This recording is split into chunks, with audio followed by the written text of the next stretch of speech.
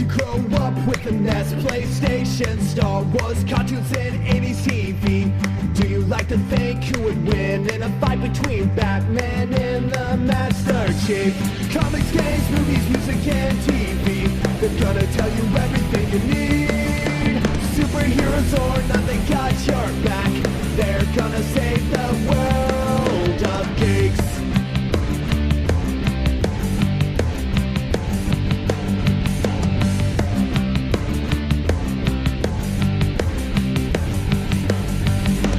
Games, movies, music, and TV, they're gonna tell you everything you need. Superheroes or not, they got your back. They're gonna save the world of This Week in Geek. This Week in Geek. Hello, hello, hello. It's time for another quick TurdOrTreasure review roundup episode. I'm still technically on vacation, so this was recorded a little beforehand as far as the intro and outro, so I'm not exactly sure what's being included, but I know a bunch of stuff came in shortly before I went on vacation, so I'm going to assume there's a couple games and a movie or so. I'm not sure if Birdman has included anything. I know he's working on stuff all throughout the next several weeks, so there should be another one of these and before I come back, and that's just sort of how we scheduled everything. So without further ado, let's get into the reviews. I'm sure there's some decent stuff here. Alex here. Technically I'm on vacation, but there's no better time than when you're taking a break to check out a couple movies that are sent over for review. The Criterion Collection sent over Parasite and The Hit. Now, Parasite, you probably have heard of. That was the big Oscar winner, the Korean film that came out last year that sort of took the film festival circuit by storm. Now, they've gone and had a definitive release here from Criterion. It includes a black and white copy of the film as well, which has an introduction from the director to explain, why the choices are to watch it either in color or black and white. It's interesting. It's I watched the main film for the quality and just to get the feel for it, and then I watched a bit of the black and white version just to get a sense of what they meant behind it. It's similar in that how there was the black and white cut of the X-Men film Logan, for similar reasons for that. Now, with this film, you get a director-approved the print of it, which is obvious. Pretty much everything they put out from the Criterion Collection does that. It's a new 4K digital master. Now, unfortunately, this is still not a 4K release. I've been saying it now over and over again that I really hope that Criterion switches over, because there is an international 4K UHD release that uses that print. So you're going to get slightly higher quality if you go with that 4K copy with the international one, which is region free, but you're not going to get all the features you get here. So you end up with a brand new Dolby Atmos surround track approved by the entire crew that made it, new audio commentary, the black and white version that I had said, conversation with the director, an essay booklet. It comes in a digipack with a really cool sort of slotted looking case where you can look through at the artwork through these different cutout holes. So it's a pretty premium package that way. The film itself we've talked about before, and you pretty much know whether or not it's a good movie or not. It's a good movie. You don't win the Academy Award for no reason. It's a pretty solid release here. It's going to set you back about $40 depending on where you buy it from.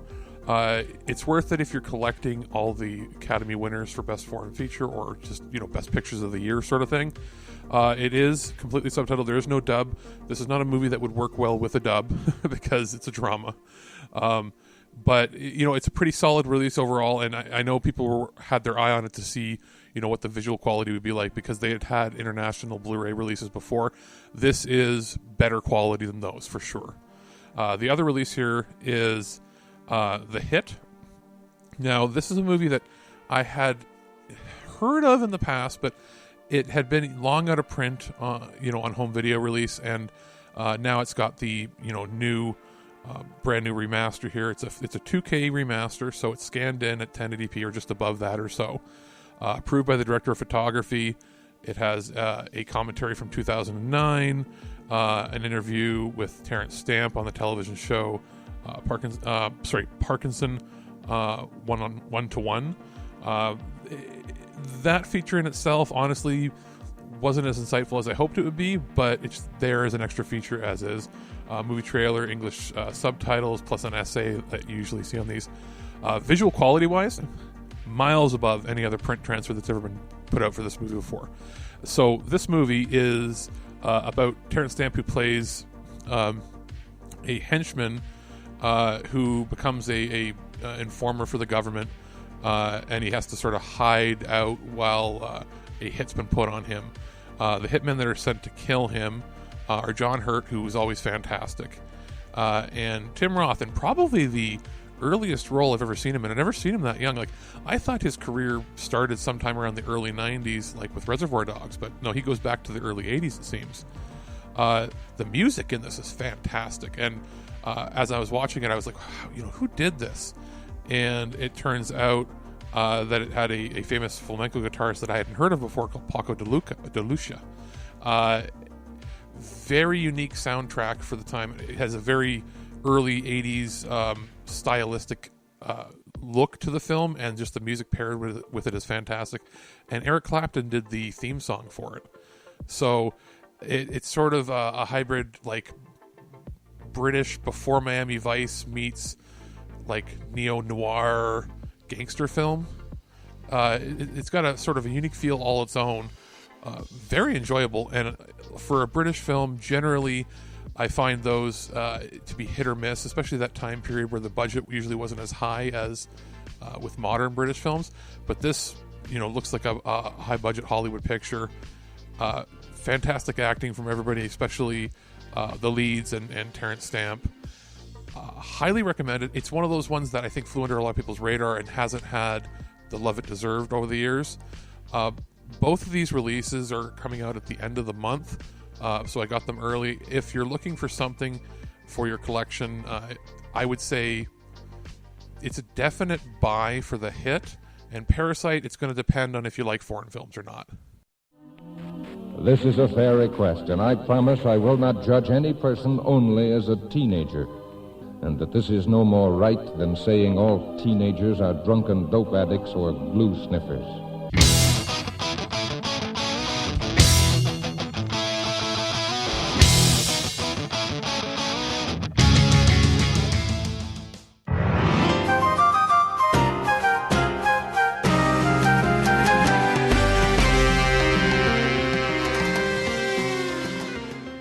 Hey, dude, do you like Prinnies, dude? Do you like Prinny 1, dude? Do you like Prinny 2, dude?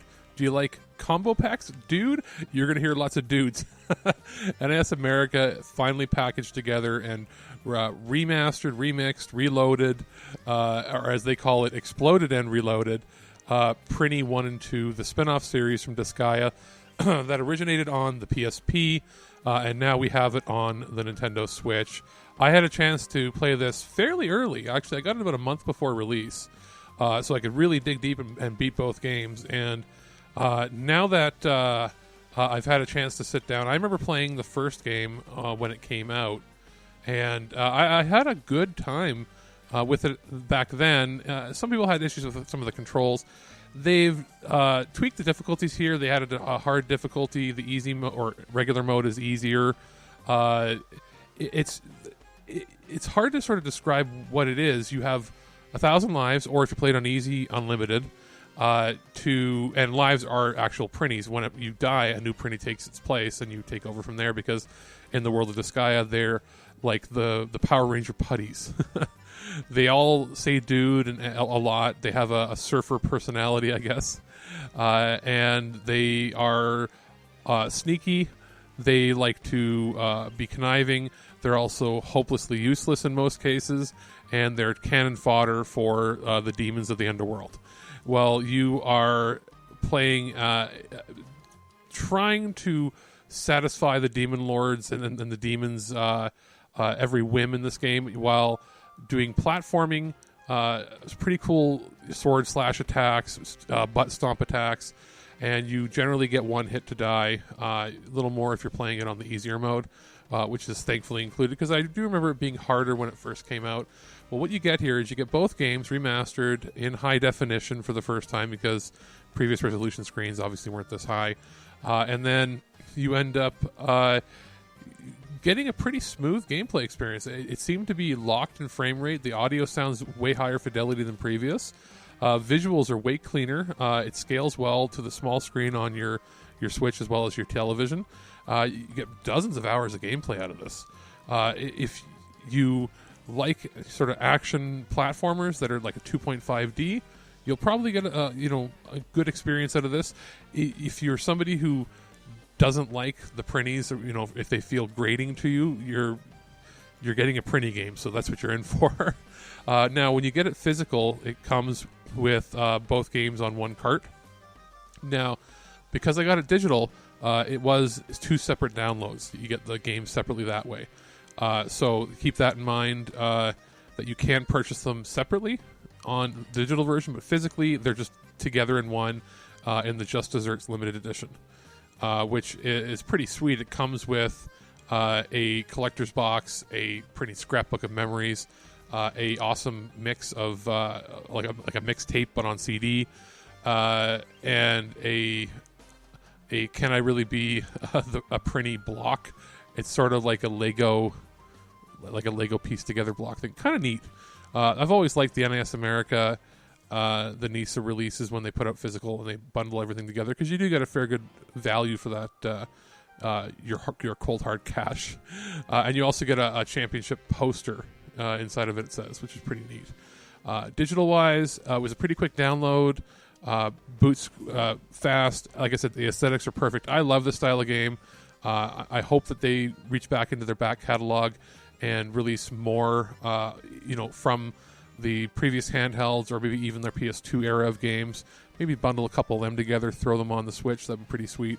So it's getting a strong recommend from me. And if I was going to give it a rating out of 10, it's an 8. It's a solid 8 out of 10 for the genre it's in, and for being a perfect, if not better than perfect, port to the Switch. Do you have any hobbies? I collect spores, molds, and fungus. Hold that thought. It's crapper time.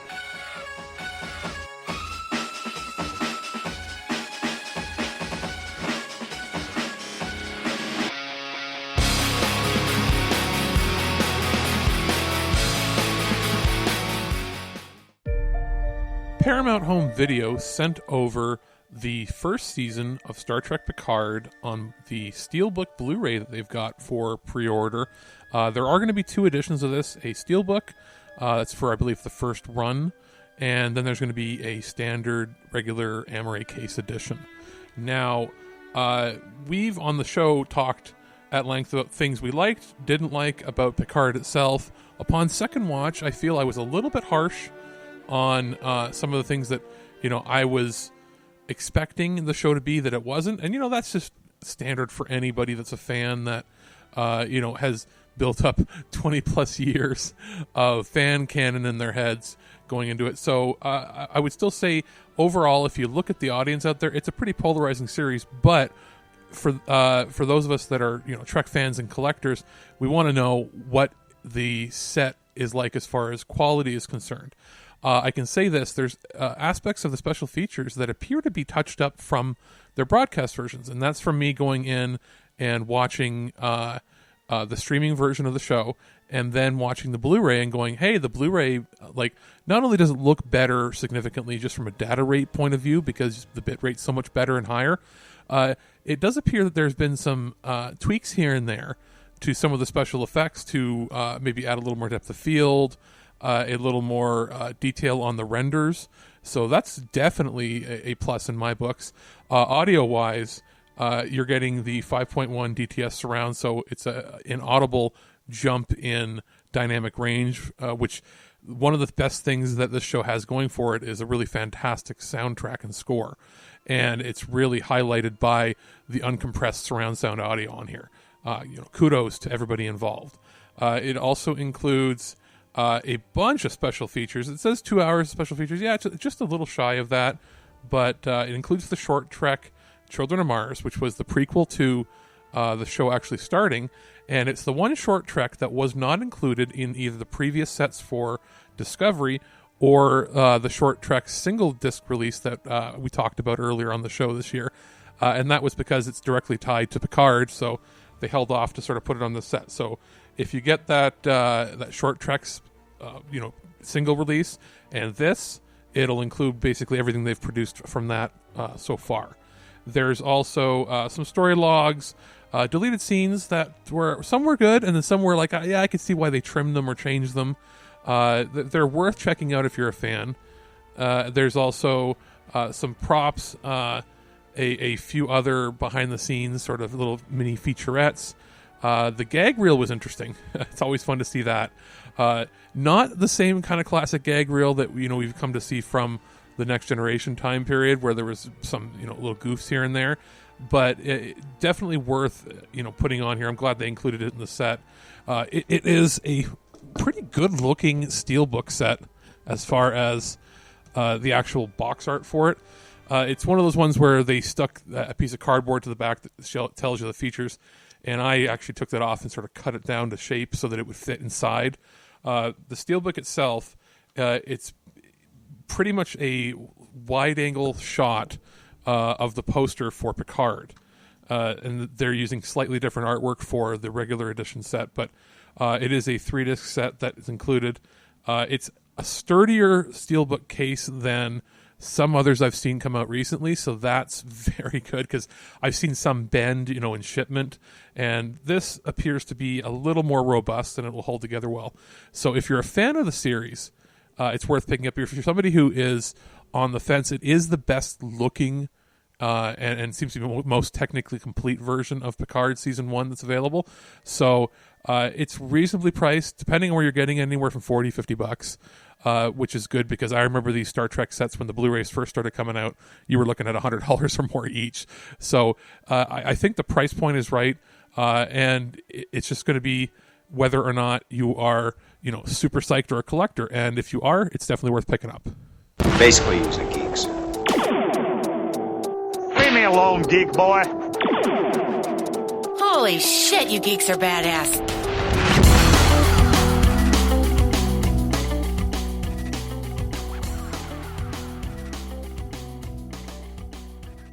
And that's going to do it for this week's episode. Coming up on the site, Birdman has another week of handling the show by himself. There should be, depending on how this is scheduled, there might be another one of these episodes before I'm back officially. But in the meantime, I've been sort of relaxing, I'm assuming, and just sort of recharging batteries, getting ready for our website launch. Just before I went on vacation here, there were some graphic art that came in for new profile pictures, avatars, some background stuff. The color scheme for the website has been sort of locked down, and I'm working with our webmaster friend from the Geekcast Radio Network and Altered Geek, Steve Phillips. He's doing a lot of the back end stuff and sort of helping me get prepped so we can get the site up and running. And it's been an interesting learning experience, because there's a lot of stuff going on here that I'm used to doing coding back in the day, with just plain HTML. But learning this has been sort of a neat experience in itself. So we'll be back, I believe, or Birdman will be back with the next episode this coming week. Well, that's our show. All right, here's the deal. Every time you watch my show, I will send you $40. Checks will not be honored. You've been listening to This Week in Geek, your source for guaranteed nonsense or your money back. Tune in next week for more info on the most important things you didn't need to know. Check out our website at thisweekingeek.net and subscribe to our podcast through iTunes or any podcatcher. If you'd like to comment on this episode, head over to this episode's post at thisweekingeek.net and leave a comment through Facebook Connect. Follow us on Twitter at ThisWeekInGeek.net and follow our Instagram at twig_official_podcast. Social media not your thing? Send us an email at feedback@ThisWeekInGeek.net. We'll see you next time, and remember, lower your shields and surrender your listenership. Just when you think this show is terrible, something wonderful happens. What? It ends. I have to go. Somewhere there is a crime happening.